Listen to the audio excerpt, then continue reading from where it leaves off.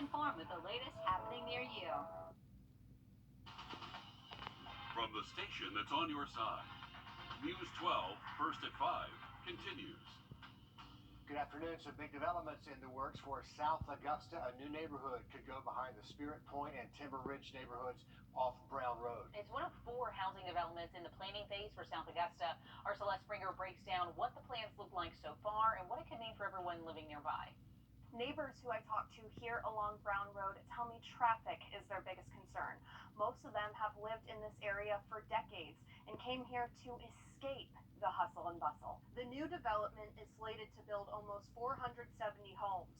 Commissioner Brandon Garrett tells me the price range will start at around $250,000 and go up from there. Nothing is finalized yet, and Commission will still need to vote on whether the new neighborhood has the go-ahead. We spoke with one man who lives nearby and says traffic is a lot as it is. He says even now, when he heads out to work, there's at least 20 cars built up on the road by 7 a.m. Right now, I live directly on Brown Road. We're about 100 feet off of the road. We hear traffic all day, all night, without any future developments. And coming up at 6 o'clock, we'll hear from a developer working on a nearby neighborhood about why South Augusta is the ideal place to grow and also become a new homeowner. In Augusta, Celeste Springer, on your side. Much more news ahead.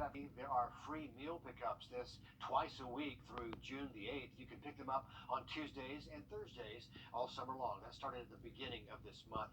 Take a look at the screen here. Is a list of all the schools that you can go to pick up those meals as well. They're going to be available from 11:30 until 12:30. You do have to fill out a request form first. Just head to the website for the Columbia County Board of Education. Also, the SPCA says they've noticed a decrease in the number of adoptions we've had recently for pets.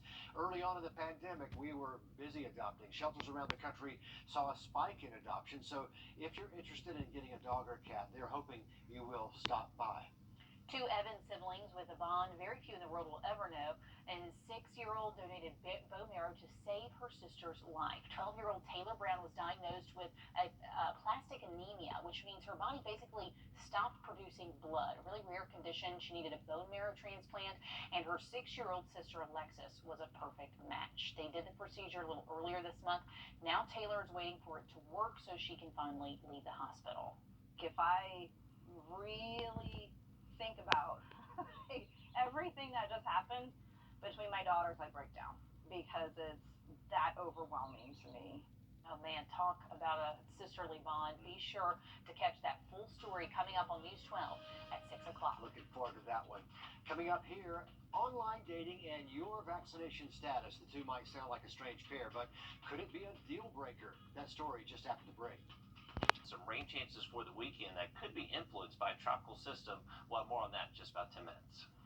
Also this evening, hundreds of new homes could make their way to South Augusta with even more on the way. We have a first look at the plans for just one of 4 new developments slated for that area. You're taking a look at more than 400 homes that would go right off of Brown Road, right behind the Spirit Point and Timber Ridge neighborhoods. Some have worries over all the traffic. Others are really optimistic about the opportunities. Our Celeste Springer spoke to neighbors about their concerns and to those who believe growth is a good thing for South Augusta. This is a wooded area for now, but the woman living in this house tells me it could become a road in and out of the new neighborhood. She tells me she came here to escape it all, but it all might be coming straight to her. Crystal Powell was one of the many at the standing room only meeting on a possible neighborhood set to go nearby. I think it's just going to make it a mess out here, and it's not going to be, you can hear the birds. You hear you hear all of this. It's very serene, very quiet, and it's like this all the time. Neighbors we talked to say they're concerned over the traffic, particularly on Brown Road. I'm not sure there was a single person that walked out here that said, yes, I want this development in my backyard. So I think there's still a little bit of work to be done.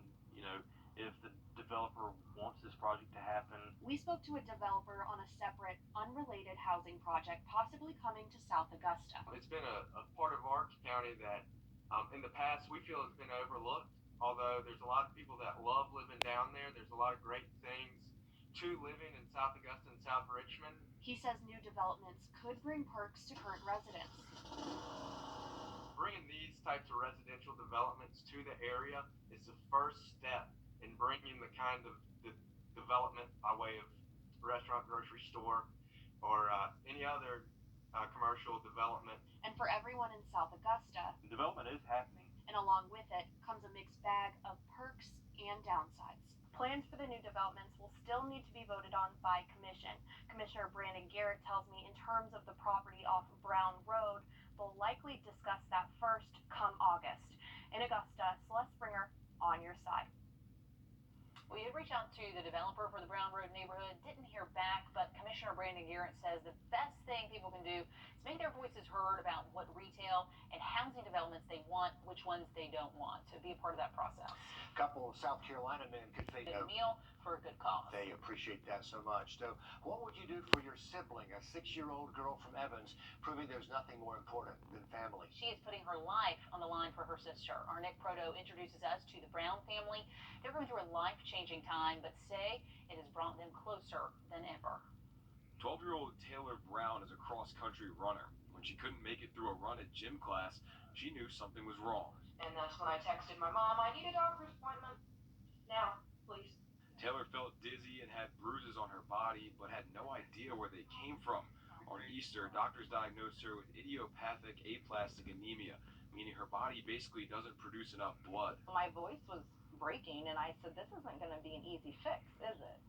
And she wouldn't answer me. She just said, well, let's get this testing done and go from there. So you can't just give me a bottle of pills and I'll be fine?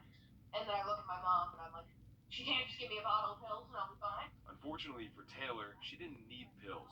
She needed bone marrow. Ultimately, her best shot was Alexis. Taylor's 6-year-old sister, Alexis, was a perfect match. From the beginning, I was just like, well, I don't really want to drag any of my family into this. This shall be me and only me. And then it was like, your sister is a 100% match. And I was like, oh, dragging you in with me, okay? On June 4th, Taylor and Alexis went through the successful procedure together. She was in the pool a couple days later, no problems, had ice cream later that day, it was fine. And now Taylor will quite literally carry a piece of her sister forever. I can see a future argument. She's just like, I saved your life, so you made that choice, not me. That was all you. In Evans, Nick Proto, on your side.